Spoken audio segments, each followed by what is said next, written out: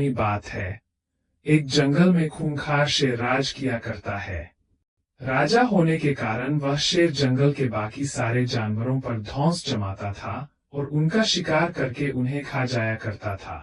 कई बार वह एक या दो नहीं, बल्कि कई जानवरों को मार दिया करता था। इस बात से जंगल के सभी जानवर बहुत परेशान थे।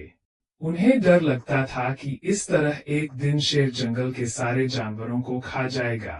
इस बात का हल निकालने के लिए सभी जानवरों ने फैसला किया कि वो जाकर शेर से बात करेंगे और उसे समझाने की कोशिश करेंगे। इस फैसले के बाद हिम्मत करके दूसरे दिन सभी जानवर शेर के पास गए। शेर अपनी गुफा में आराम कर रहा था। उन सभी के आने के कारण उसकी नींद खुल गई। उन सभी को एक साथ देखकर शेर गुस्से से बोला, तुम सभी एक साथ यहाँ क्या कर रहे हो? मैंने कोई दावत रखी है क्या? इस बात पर जानवर दल का सरदार बोला, महाराज, हम सभी यहाँ आपसे एक विनती करने आए हैं। दरअसल आप जब भी शिकार पर निकलते हैं तो एक साथ कई जानवर मार देते हैं, जिनमें से कई को आप खा भी नहीं पाते। आपके ऐसा करने से हमारी संख्या कम होती जा रही है और आपकी प्रजा छोटी होती जा रही है। अगर यूं ही चलता रहा तो एक दिन आपके राज्य में एक भी जानवर नहीं बचेगा और जब प्रजा ही नहीं होगी तो राजा भला किस पर राज करेगा? इसलिए आपको सदैव अपना राजा बनाए रखने के लिए हमने आपके भोजन का इंतजाम करने के लिए योजना बनाई है। हमारा सुझाव यह है कि आप शिकार पर न निकला करें, बल्कि हम खुद रोज एक जानवर आपकी गुफा में भेज दिया करेंगे। इस तरह रोज आपका भोजन भी हो जाएगा, आपको मेहनत भी नहीं करनी पड़ेगी और आपकी प्रजा को भी राहत रहेगी। शेर को जानवरों की योजना सही लगी और उसने कहा, ठीक है, मुझे तुम्हारा सुझाव मंजूर है, लेकिन एक बात का ध्यान रखना। अगर किसी दिन मेरा भोजन आने में देर हुई या भोजन कम आया तो मैं जितने चाहूं उतने जानवरों को मार डालूंगा। जानवरों ने उसकी बात पर सहमति जताई और वापस अपने घर को लौट आए। उस दिन के बाद से हर रोज एक जानवर शेर की गुफा में पहुंच जाता और शेर उसे मारकर अपना भोजन बना लेता।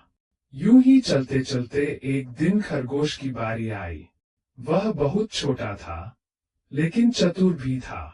उसने सोचा कि रोज शेर के हाथों एक जानवर मारा जाता है। यह तो गलत है। इस परेशानी का समाधान करने के लिए कोई चाल चलनी पड़ेगी। तभी उसके दिमाग में एक आइडिया आया। वह धीरे धीरे घूमता फिरता शेर की गुफा तक पहुंचा। वहां पहुंचकर उसने देखा कि शेर गुस्से से आग बबूला हो रखा है। शेर ने जैसे ही खरगोश को देखा, उसका गुस्सा बढ़ गया और वह दहाड़ कर बोला, तुम जरा से खरगोश मेरा पेट भरने आए हो और ऊपर से इतनी देरी से आए हो। पता है मुझे कितनी जोर से भूख लगी है। कहाँ मर गए थे और तुमसे मेरा पेट कैसे भरेगा? शेर को तिमिलाया हुआ देख खरगोश बोला, महाराज, मैं आपकी सेवा में अकेला नहीं आ रहा था, बल्कि मेरे साथ मेरे 5 साथी और भी थे। लेकिन मगर महाराज, रास्ते में हमें एक और शेर मिल गया जो हमें खाने की जिद करने लगा। वह मेरे साथियों को मारकर खा गया।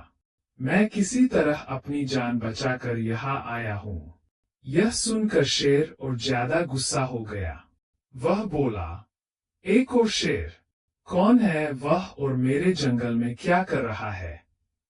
खरगोश ने कहा, महाराज, वह बहुत बड़ा शेर है और जब मैंने उससे कहा कि तुम हमारे महाराज का भोजन खा रहे हो तो वह बोला, आज से मैं तुम्हारा महाराज हूं और मेरे अलावा इस जंगल में कोई और शेर नहीं रह सकता। मैं सबको मार डालूंगा। फिर आपको लड़ाई के लिए ललकारने के लिए उसने मुझे यहाँ भेज दिया। अच्छा, ऐसी बात है, तो मैं भी तो देखूं कि ये कौन शेर है तो जो मेरे जंगल में आकर मुझे ही ललकार रहा है। ले चलो मुझे उसके पास। शेर ने गरजकर बोला और खरगोश के साथ चल दिया। खरगोश उसे जंगल के बीच मौजूद एक कुएं के पास ले गया और बोला, महाराज, वो इस गड्ढे के नीचे गुफा में रहता है। आपको आता देख शायद वह अंदर घुस गया। दूसरे शेर को देखने के लिए जैसे ही शेर ने कुएं में झांका तो उसे अपनी परछाई दिखी और उसने समझा कि वह दूसरा शेर है।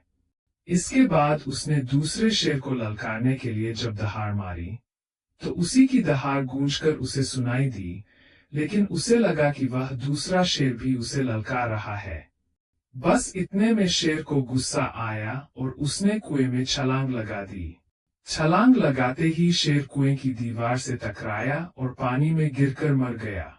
यह खबर जब जंगल के बाकी जानवरों को मिली तो सारे बहुत खुश हुए और खरगोश की जय जयकार करने लगे। कहानी से सीख। बच्चों, इस कहानी से हमें यह सीख मिलती है कि मुश्किल से मुश्किल परिस्थिति में भी दिमाग शांत रखने से हर कठिनाई को आसानी से सुलझाया जा सकता है।